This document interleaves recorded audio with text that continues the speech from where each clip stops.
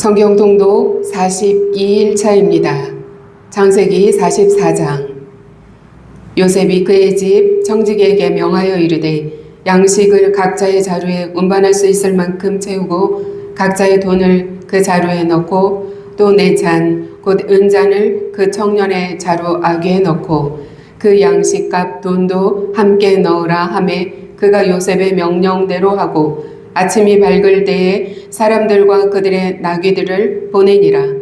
그들이 성읍에서 나가 멀리 가기 전에 요셉이 청지기에게 이르되 일어나 그 사람들의 뒤를 따라가서 그들에게 이르기를 너희가 어찌하여 선을 악으로 갚느냐.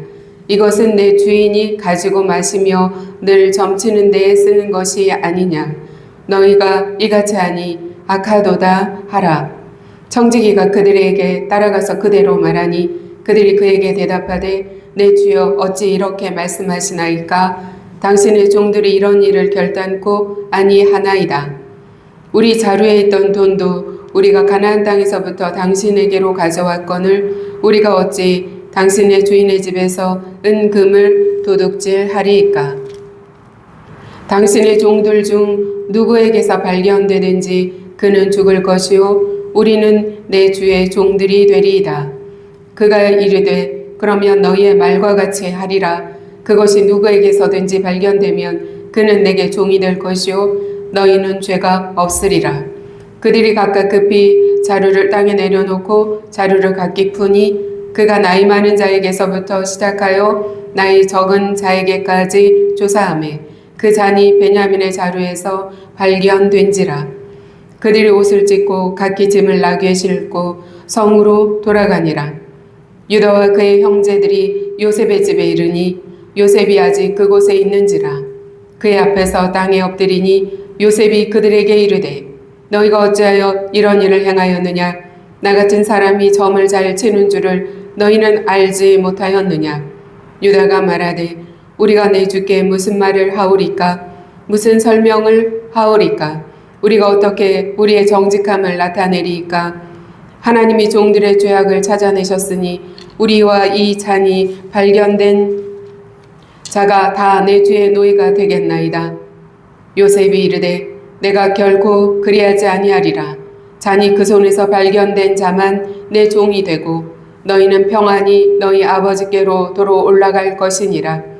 유다가 그에게 가까이 가서 이르되 내 주여 원하건대 당신의 종에게 내 주의 귀에 한 말씀을 아뢰게 하소서. 주의 종에게 노하지 마소서. 주는 바로와 같으심이니이다. 이전에 내 주께서 종들에게 물으시되 너희는 아버지가 있느냐 아우가 있느냐 하시기에 우리가 내 주께 아뢰되 우리에게 아버지가 있으니 노인이요 또 그가 노년에 얻은 아들 청년이 있으니 그의 형은 죽고 그의 어머니가 남긴 것은 그뿐이므로 그의 아버지가 그를 사랑하나이다 하였더니 주께서 또 종들에게 이르시되 그를 내게로 데리고 내려와서 내가 그를 보게 하라 하시기로 우리가 내 주께 말씀드리기를 그 아이는 그의 아버지를 떠나서 떠나지 못할지니 떠나면 그의 아버지가 죽겠나이다. 주께서 또 주의 종들에게 말씀하시되 너희 막내 아우가 너희와 함께 내려오지 아니하면 너희가 다시 내 얼굴을 보지 못하리라 하시기로 우리가 주의 종 우리 아버지에게로 도로 올라가서 내 주의 말씀을 그에게 아뢰었나이다. 그 후에 우리 아버지가 다시 가서 곡물을 조금 사오라 하시기로 우리가 이르되 우리가 내려갈 수 없나이다. 우리 막내 아우가 함께 가면 내려가려니와 막내 아우가 우리와 함께 가지 아니하면 그 사람의 얼굴을 볼 수 없음이니이다. 주의 종 우리 아버지가 우리에게 이르되 너희도 알거니와 내 아내가 내게 두 아들을 낳았으나 하나는 내게서 나갔으므로 내가 말하기를 틀림없이 찢겨 죽었다 하고 내가 지금까지 그를 보지 못하거늘 너희가 이 아이도 내게서 데려가려 하니 만일 제 해가 그 몸에 미치면 나의 흰머리를 슬퍼하며 수올로 내려가게 하리라 하니 아버지의 생명과 아이의 생명이 서로 하나로 묶여 있거늘 이제 내가 주의 종 우리 아버지에게 돌아갈 때에 아이가 우리와 함께 가지 아니하면 아버지가 아이의 없음을 보고 죽으리니 이같이 되면 종들이 주의 종 우리 아버지가 흰머리로 슬퍼하며 수올로 내려가게 함이니이다. 주의 종이 내 아버지에게 아이를 담보하기를 내가 이를 아버지에게로 데리고 돌아오지 아니하면 영영이 아버지께 죄짐을 지리이다 하였사오니 이제 주의 종으로 그 아이를 대신하여 머물러 있어 내 주의 종이 되게 하시고 그 아이는 그의 형제들과 함께 올려보내소서. 그 아이가 나와 함께 가지 아니하면 내가 어찌 내 아버지에게로 올라갈 수 있으리까. 두렵건대 재해가 내 아버지에게 미침을 보리이다. 마가복음 14장입니다. 이틀이 지나면 유월절과 무교절이라 대제사장들과 서기관들이 예수를 흉계로 잡아 죽일 방도를 구하며 이르되 밀란이 날까 하노니 명절에는 하지 말자 하더라. 예수께서 베다니 나병 환자 시몬의 집에서 식사하실 때에 한 여자가 매우 값진 향유 곧 순전한 나드 한 옥합을 가지고 와서 그 옥합을 깨뜨려 예수의 머리에 부으니 어떤 사람들이 화를 내어 서로 말하되 어찌하여 이 향유를 허비하는가. 이 향유를 300데나리온 이상에 팔아 가난한 자들에게 줄 수 있었겠도다 하며 그 여자를 책망하는지라. 예수께서 이르시되 가만두라. 너희가 어찌하여 그를 괴롭게 하느냐. 그가 내게 좋은 일을 하였느니라. 가난한 자들은 항상 너희와 함께 있으니 아무 때라도 원하는 대로 도울 수 있거니와 나는 너희와 항상 함께 있지 아니하리라. 그는 힘을 다하여 내 몸에 향유를 부어 내 장례를 미리 준비하였느니라. 내가 진실로 너희에게 이르노니 온 천하에 어디서든지 복음이 전파되는 곳에는 이 여자가 행한 일도 말하여 그를 기억하리라 하시니라. 12 중에 하나인 가룟 유다가 예수를 넘겨주려고 대제사장들에게 가매 그들이 듣고 기뻐하여 돈을 주기로 약속하니 유다가 예수를 어떻게 넘겨줄까 하고 그 기회를 찾더라. 무교절의 첫날 곧 유월절 양 잡는 날에 제자들이 예수께 여짜오되 우리가 어디서 가서 선생님께서 유월절 음식을 잡수시게 준비하기를 원하시나이까 하매 예수께서 제자 중에 둘을 보내시며 이르시되 성내로 들어가라. 그리하면 물 한 동이를 가지고 가는 사람을 만나리니 그를 따라가서 어디든지 그가 들어가는 그 집 주인에게 이르되 선생님의 말씀이 내가 내 제자들과 함께 유월절 음식을 먹을 나의 객실이 어디 있느냐 하시더라 하라. 그리하면 자리를 펴고 준비한 큰 다락방을 보이리니 거기서 우리를 위하여 준비하라 하시니 제자들이 나가 성내로 들어가서 예수께서 하시던 말씀대로 만나 유월절 음식을 준비하니라. 저물매 그 12를 데리시고 가서 다 앉아 먹을 때에 예수께서 이르시되 내가 진실로 너희에게 이르노니 너희 중에 한 사람 곧 나와 함께 먹는 자가 나를 팔리라 하신대 그들이 근심하며 하나씩 나는 아니지요 하고 말하기 시작하니 그들에게 이르시되 12 중에 하나 곧 나와 함께 그릇에 손을 넣는 자니라. 인자는 자기에 대하여 기록된 대로 가거니와 인자를 파는 그 사람에게는 화가 있으리로다. 그 사람은 차라리 나지 아니하였더라면 자기에게 좋을 뻔하였느니라 하시니라. 그들이 먹을 때에 예수께서 떡을 가지사 축복하시고 떼어 제자들에게 주시며 이르시되 받으라 이것은 내 몸이니라 하시고 또 잔을 가지사 감사하기도 하시고 그들에게 주시니 다 이를 마시매 이르시되 이것은 많은 사람을 위하여 흘리는 나의 피 곧 언약의 피니라. 진실로 너희에게 이르노니 내가 포도나무에서 난 것을 하나님 나라에서 새 것으로 마시는 날까지 다시 마시지 아니하리라 하시니라. 이에 그들이 찬미하고 감람산으로 가니라. 예수께서 제자들에게 이르시되 너희가 다 나를 버리리라. 이는 기록된 바 내가 목자를 치리니 양들이 흩어지리라 하였음이니라.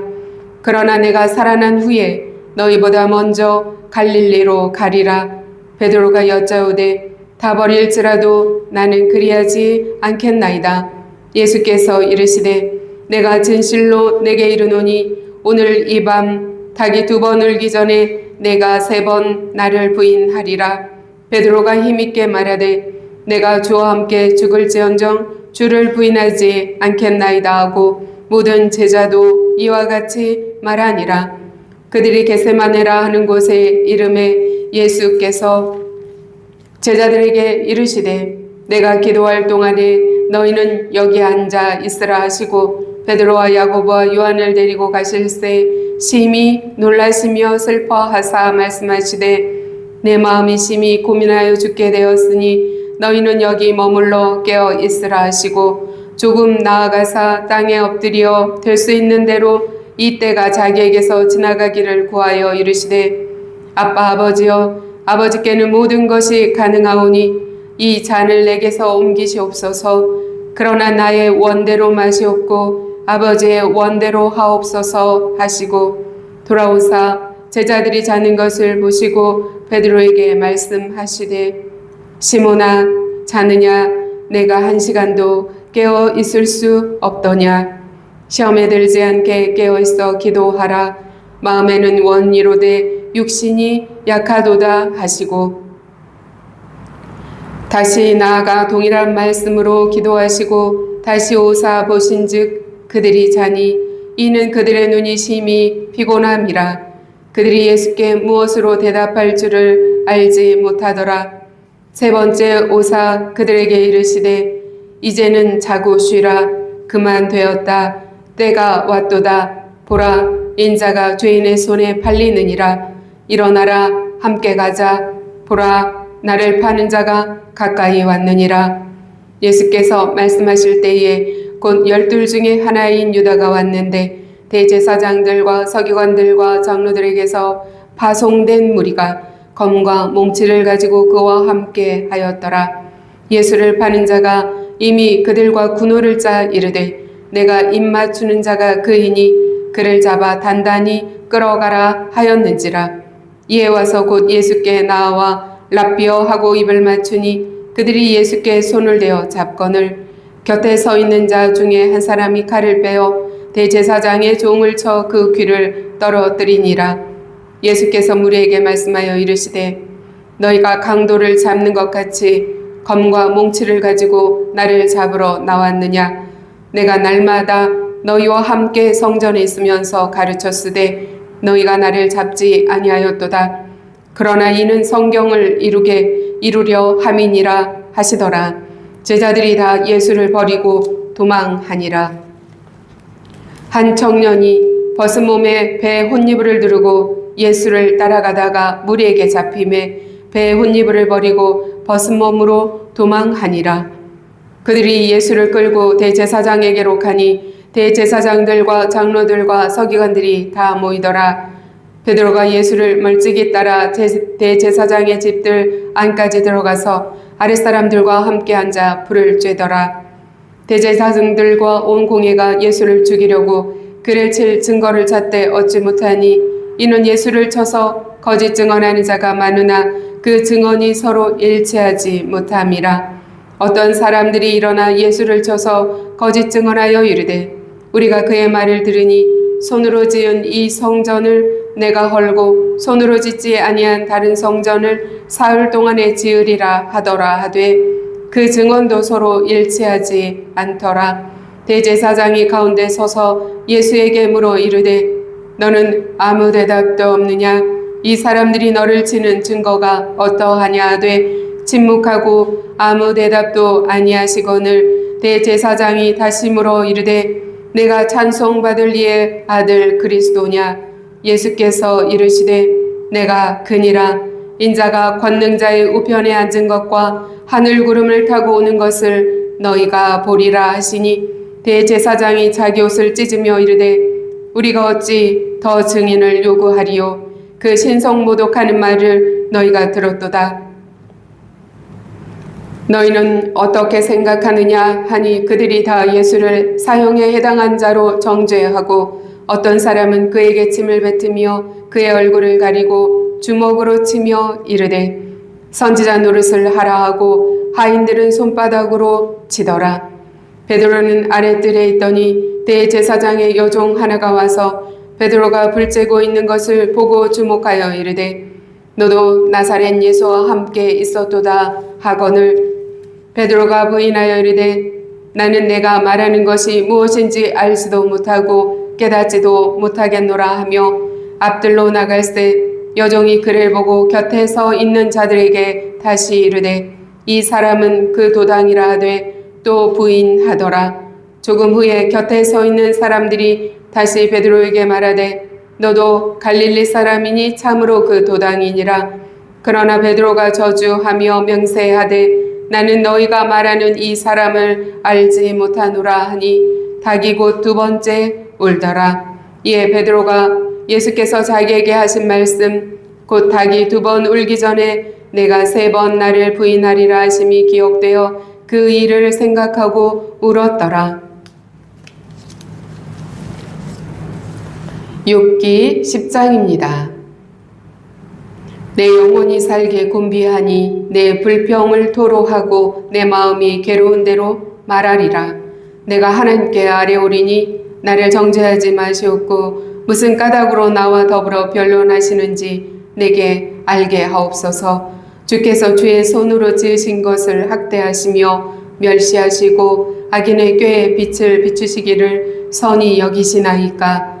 주께도 육신의 눈이 있나이까. 주께서 사람처럼 보시나이까. 주의 날이 어찌 사람의 날과 같으며 주의 해가 어찌 인생의 해와 같기로 나의 허물을 찾으시며 나의 죄를 들추어내시나이까. 주께서는 내가 악하지 않은 줄을 아시나이다. 주의 손에서 나를 벗어나게 할 자도 없나이다.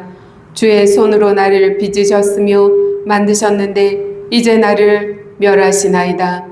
기억하옵소서. 주께서 내 몸 지으시기를 흙을 뭉치듯 하셨거늘 다시 나를 티끌로 돌려보내려 하시나이까.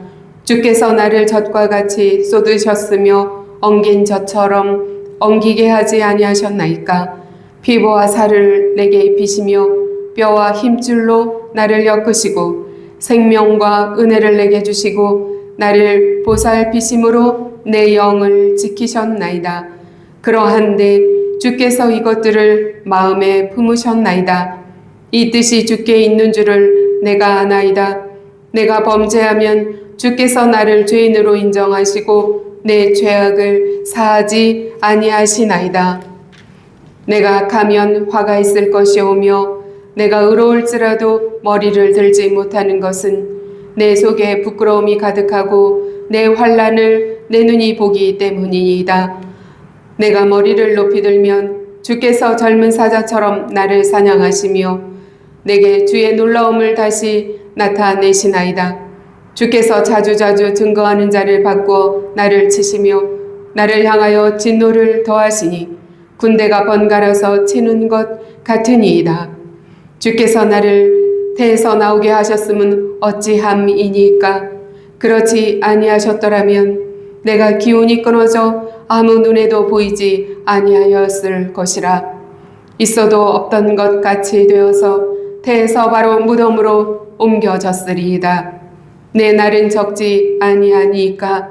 그런즉 그치시고 나를 버려두사 잠시나마 평안하게 하시되 내가 돌아오지 못할 땅 곧 어둡고 죽음의 그늘진 땅으로 가기 전에 그리 하옵소서. 땅은 어두워서 흑암 같고 죽음의 그늘이 져서 아무 구별이 없고 광명도 흑암 같으니이다. 로마서 14장입니다. 믿음이 연약한 자를 너희가 받되 그의 의견을 비판하지 말라. 어떤 사람은 모든 것을 먹을 만한 믿음이 있고 믿음이 연약한 자는 채소만 먹느니라. 먹는 자는 먹지 않는 자를 업신 여기지 말고 먹지 않는 자는 먹는 자를 비판하지 말라.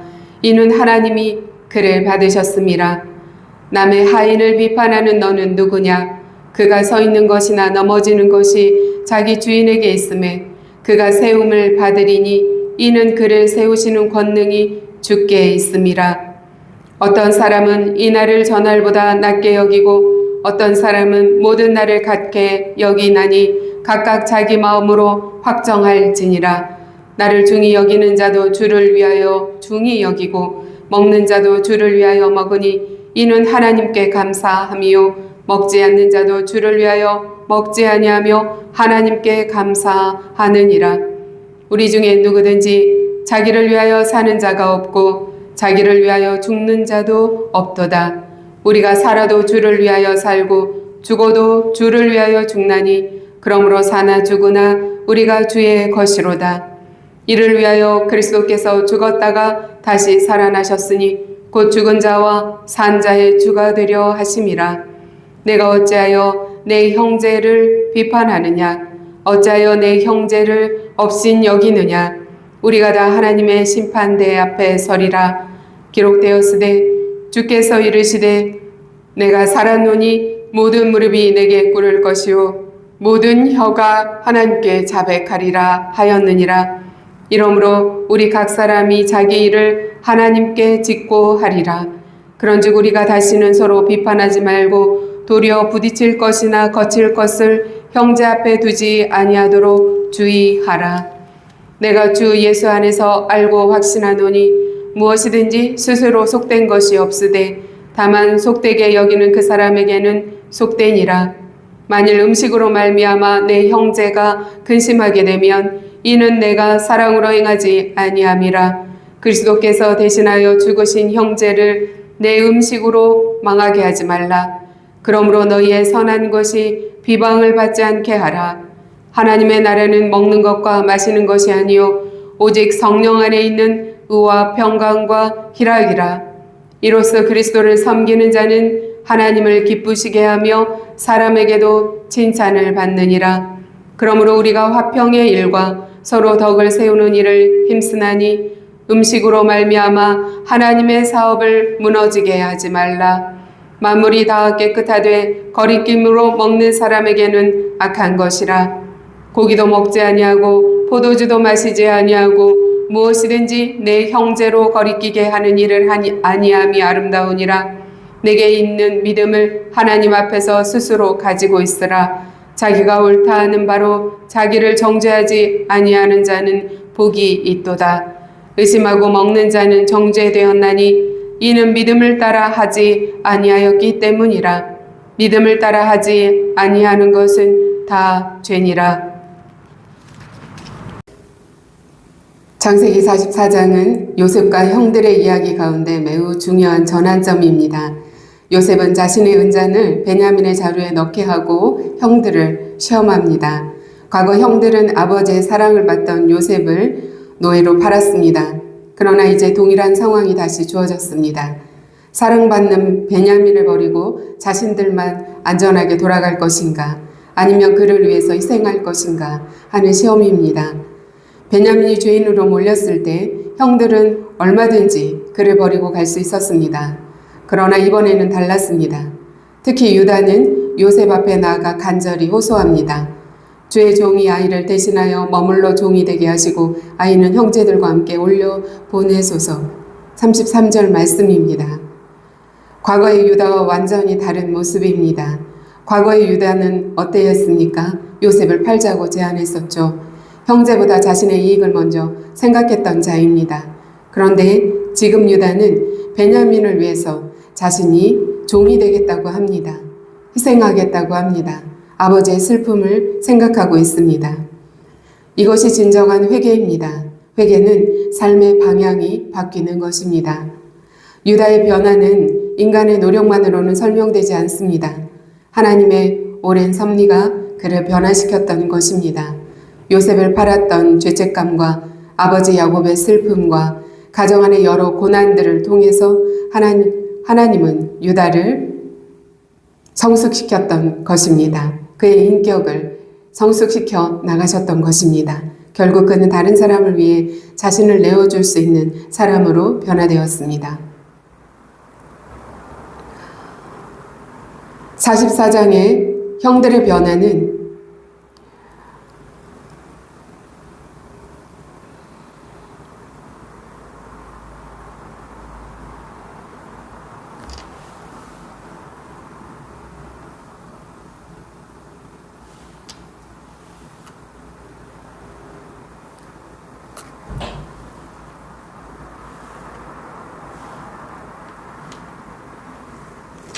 형들의 변화는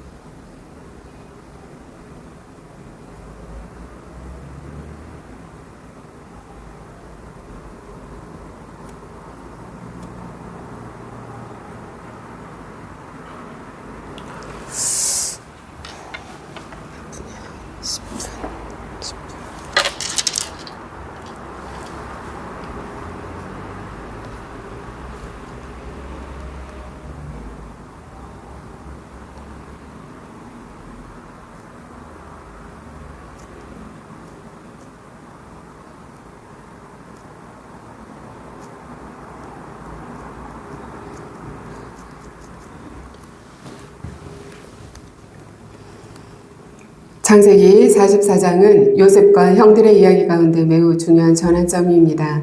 요셉은 자신의 은잔을 베냐민의 자루에 넣게 한 후에 형들을 시험합니다.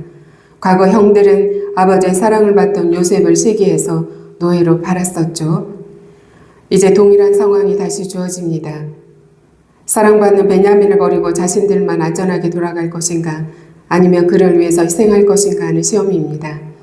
베냐민이 죄인으로 몰렸을 때 형들은 얼마든지 그를 버리고 갈 수 있었습니다. 그러나 이번엔 달랐습니다. 유다는 요셉 앞에 나아가 간절히 호소합니다. 주의 종이 아이를 대신하여 머물러 종이 되게 하시고 아이는 형제들과 함께 올려 보내소서. 과거의 유다와 완전히 다른 모습입니다. 과거의 유다는 어떠했습니까? 요셉을 팔자고 제안했던 사람입니다. 그런데 지금 베냐민을 위해서 자신을 희생하겠다고 나서고 있습니다. 이것이 진정한 회개입니다. 회개는 삶의 방향이 바뀌는 것입니다. 회개는 삶의 방향이 바뀌는 것입니다. 유다의 변화는 인간의 노력만으로 되는 것이 아닙니다. 하나님의 오랜 섭리 가운데 그를 변화시키셨습니다. 요셉을 팔자고 했던 그 죄책감과 아버지 야곱의 슬픔과 가정 안의 여러 고난들을 통해서 하나님은 유다를 성숙시키셨습니다. 그는 다른 사람을 위해서 자신을 내어줄 수 있을 만큼 인격이 변화되었다는 것입니다. 창세기 44장 형들의 변화는 하나님께서 죄인을 어떻게 변화시키는지를 우리에게 보여주고 있습니다. 과거 형들은 동생을 버렸지만 이제는 동생을 위해서 자신을 내어주는 사람으로 변화되었습니다. 예수 그리스도께서도 죄인인 우리를 대신하여 십자가를 지셨습니다. 우리의 죄를 담당하시고 우리 대신 심판을 받으셨습니다. 예수 그리스도께서 우리를 대신하여 십자가를 지셨기에 우리도 다른 사람을 위한 삶을 살아갈 수 있는 자가 되었습니다. 마가복음 14장은 예수님의 십자가 사건 직전의 모습들을 기록하고 있습니다. 베다니에서 향유를 부은 여인, 가룟 유다의 배신, 최후의 만찬, 겟세마네의 기도, 그리고 체포되심, 베드로의 배신. 이 모든 것들이 이제 십자가를 향한 마지막 여정으로 집중적으로 나타나고 있습니다. 베드로는 예수님께 말합니다. 다 버릴지라도 나는 그리하지 않겠나이다. 그는 자신이 끝까지 주님을 따르겠다고 확신했습니다. 그러나 몇 시간도 되지 않아서 3번이나 예수님을 모른다고 부인합니다. 다른 제자들도 마찬가지였습니다. 예수님이 체포되자 모두 도망했습니다. 베드로의 실패는 베드로의 이야기만이 아닙니다. 우리의 모습입니다. 우리는 생각보다 약한 존재입니다. 생각보다 쉽게 넘어질 수 있는 존재입니다. 내가 절대 무너지지 않을 것이라 확신하십니까? 다른 사람보다 믿음이 좋다 확신하십니까? 나는 끝까지 충성할 수 있다 확신하십니까? 그러나 시험이 오면 우리는 한계를 드러내는 것입니다. 우리는 그만큼 연약합니다. 겟세마네 동산에서 예수님은 깊은 고뇌 가운데 기도하셨습니다. 아버지여, 아버지께는 모든 것이 가능하오니 이 잔을 내게서 옮기시옵소서. 그러나 나의 원대로 마시옵고 아버지의 원대로 하옵소서.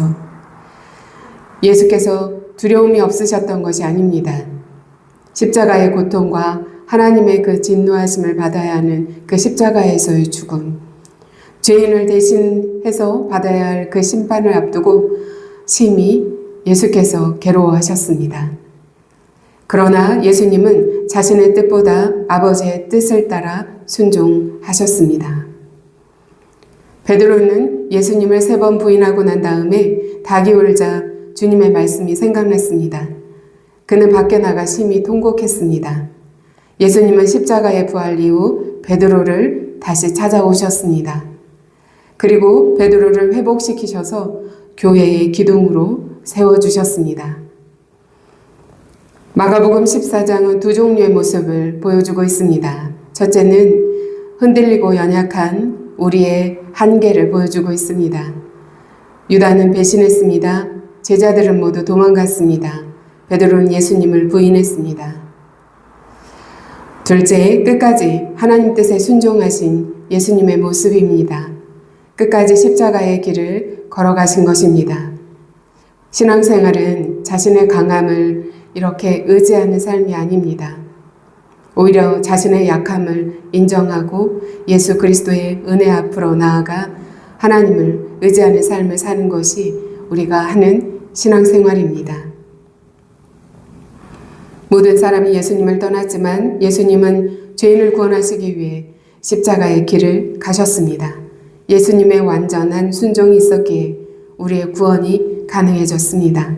그러므로 오늘도 그리스도 예수 안에서 승리하는 삶을 살아가시는 저와 여러분이 되기를 축원합니다. 욥기 10장은 극심한 고난 가운데 있는 욥의 탄식과 기도가 기록되어 있습니다. 욥은 모든 재산을 잃었고 자녀를 잃었고 건강을 잃었습니다. 더욱 힘든 것은 자신이 왜 이런 고난을 당해야 하는지 알지 못한다는 사실이었습니다. 욥은 친구들처럼 고난의 원인을 단순하게 설명하고 있지 않습니다. 오히려 하나님 앞에 자신의 괴로움과 질문을 솔직하게 토로합니다. 그는 하나님께서 자신을 창조하셨음을 인정하면서도 왜 자신을 이렇게 고통 가운데 두시는지 질문합니다. 우리 역시 살아가면서 이해할 수 없는 고난을 만납니다. 열심히 신앙생활을 했음에도 불구하고 만나는 그 고난 앞에서 하나님의 뜻을 알 수 없어 답답할 때가 있습니다. 욥기 10장은 그런 여러분에게 고난 속에서 하나님을 향해 어떻게 나아가야 하는지를 보여주고 있습니다. 사람은 고난의 이유를 모두 이해할 수 없습니다. 욥은 하나님께 묻습니다. 주께서 어찌하여 나를 모태에서 나오게 하셨나이까? 욥은 자신의 존재 자체를 탄식할 만큼 깊은 절망 가운데 있었습니다. 가장 큰 고통은 육체적인 질병만이 아니었습니다. 왜 이런 일이 일어나는지 모른다는 것입니다. 하나님께서 왜 침묵하시는지 모른다는 것입니다. 자신의 고난에 어떤 의미가 있는지 모른다는 것입니다. 우리는 고난이 오면 먼저 그 고난의 이유를 찾고자 합니다. 내가 무슨 죄를 지었는가? 하나님 왜 이런 일들을 나에게 허락하셨는가? 언제 이 고난은 끝날 것인가? 그러나 현실은 이 모든 질문에 답을 얻지 못하는 경우가 많습니다. 하나님의 섭리는 인간의 지혜보다 크고 깊습니다. 우리는 이해되지 않는 상황 속에서 두려움과 혼란을 경험합니다. 하나님을 신뢰하려고 하면 할수록 설명되지 않는 그 고난은 더욱 큰 시험으로 다가오기도 합니다. 그러나 놀라운 사실은 욥이 하나님께 불평하고 질문하면서도 하나님을 떠나지 않았다는 것입니다. 욥이 하나님을 떠나지 않았다는 것입니다. 고난이 와서 설명되지 않더라도 하나님을 떠나서는 안 되는 것입니다. 욥은 친구들에게 하소연하지 않았습니다. 그는 하나님께 직접 나아갔습니다. 내가 내 영혼의 한을 토로하리라. 욥의 신앙을 보여주고 있습니다. 그는 이해되지 않았지만 하나님을 찾았습니다. 고난 가운데 있는 많은 사람들이 고난 때문에 하나님께 실망하여 멀어집니다. 그러나 욥은 하나님을 떠나지 않았습니다. 답을 몰라도 하나님께 토로했습니다. 이해되지 않아도 하나님께 기도했습니다. 괴로워도 하나님을 붙들었습니다. 참된 믿음은 모든 것이 이해되지 않아도 그 믿음을 버리고 떠나는 것이 아닙니다. 참된 믿음은 이해할 수 없어도 하나님께 나아가는 것입니다. 저와 여러분은 욥과 같이 어떠한 상황 가운데 있다 하더라도 하나님 앞으로 나아가는 자 되기를 원합니다. 욥은 자신의 고난을 토로하면서도 하나님께서 자신을 창조하신 분임을 기억합니다. 주의 손으로 나를 만드시고 지으셨는데 8절 말씀입니다. 욥은 자신의 현실을 이해할 수 없었지만 자신의 존재가 우연이 아니라는 사실은 알고 있었습니다.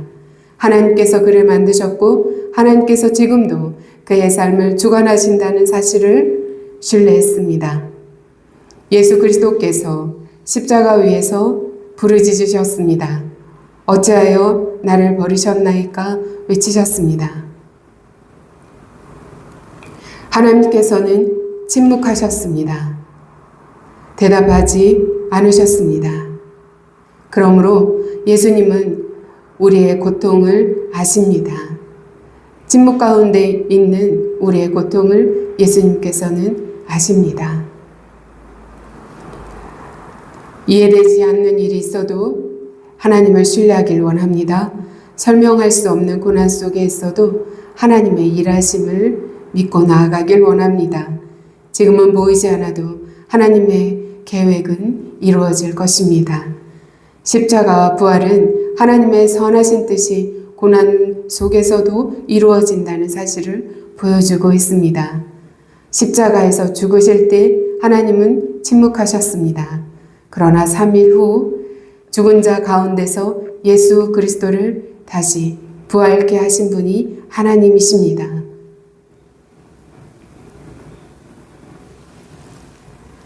욥기 10장은 고난 속에서 드리는 진실한 기도의 장입니다. 욥의 모든 질문에 대한 답을 제공하지 않습니다. 오히려 고난 가운데 있는 성도의 모습을 보여줍니다.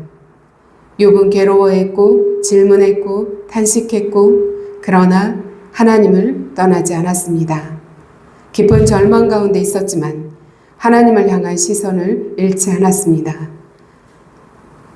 우리도 하나님을 향한 시선을 잃지 않는 자 되기를 원합니다.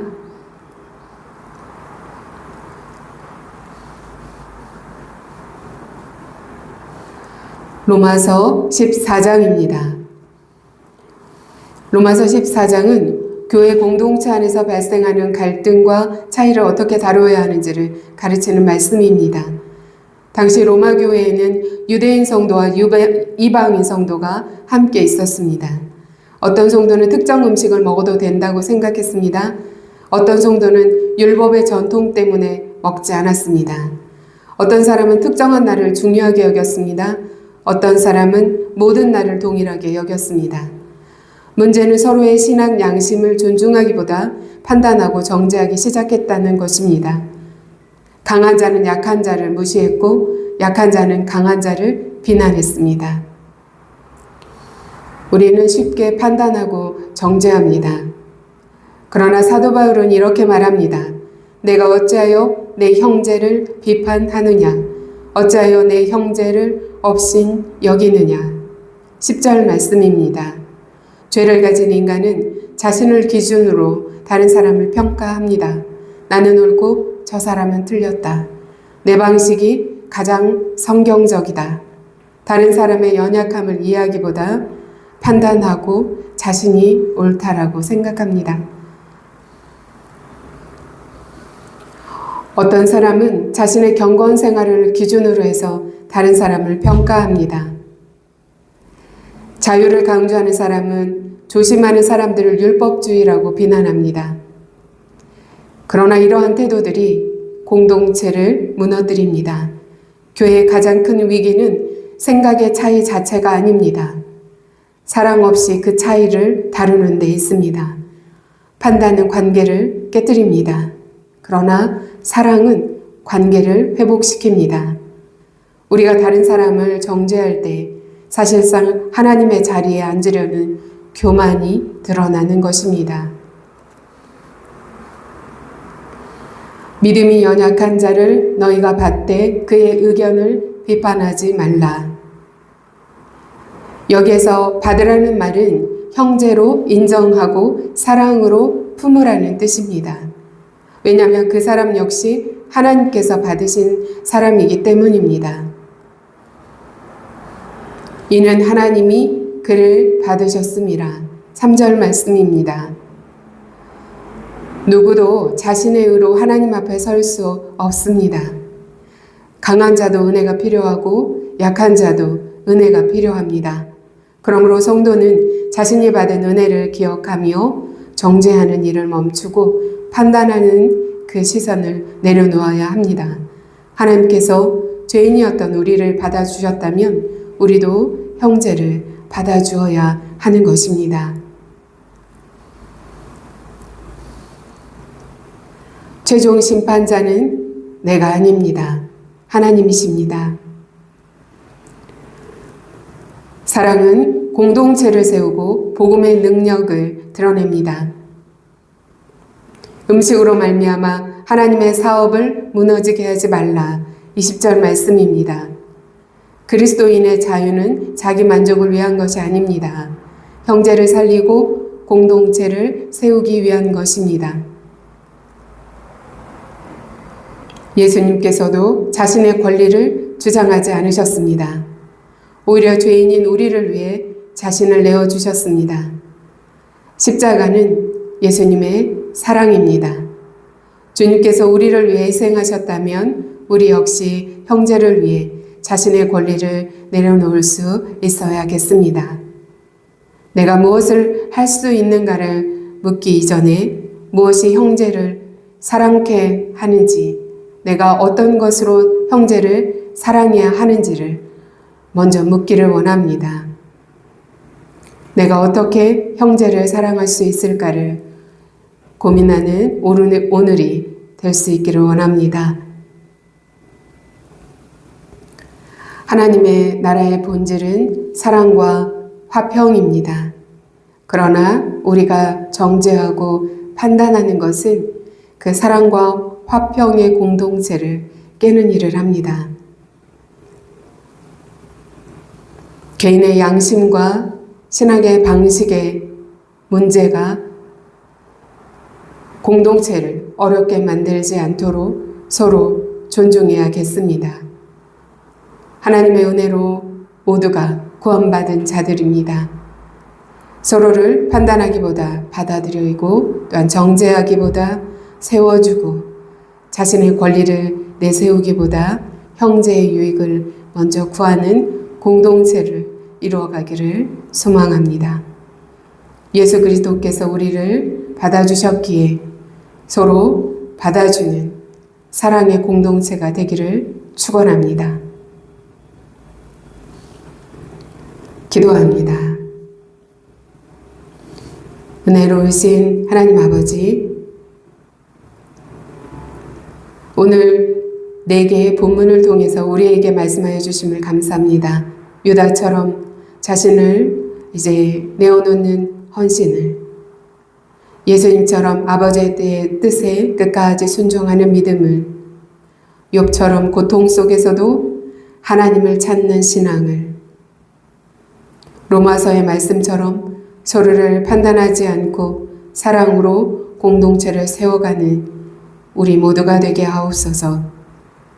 십자가 앞에서 우리의 자격 없음을 고백하며 오직 예수 그리스도의 대속의 은혜를 의지합니다.